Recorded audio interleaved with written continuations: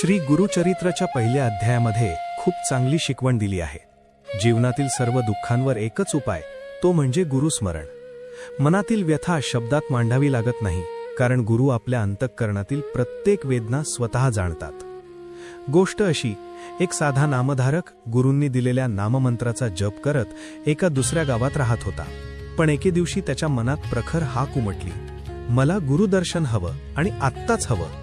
ही तळमळ इतकी तीव्र होती की तो सर्व काही सोडून गाणगापूरच्या दिशेने निघाला।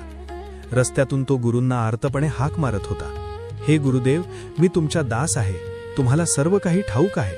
तुमच्या स्मरणाने सर्व दुःख नष्ट होतात। मला भावभक्ती नाही, मन स्थिर राहत नाही, तरीही मला पाव।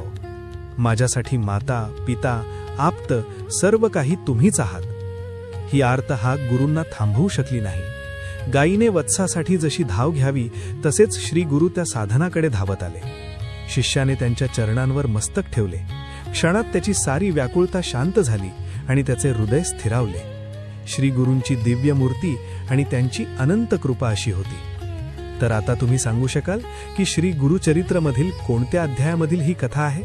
आणि कमेंटमध्ये श्री गुरुदेव दत्त लिहायला विसरू नका। श्री गुरुदेव दत्त। धन्यवाद।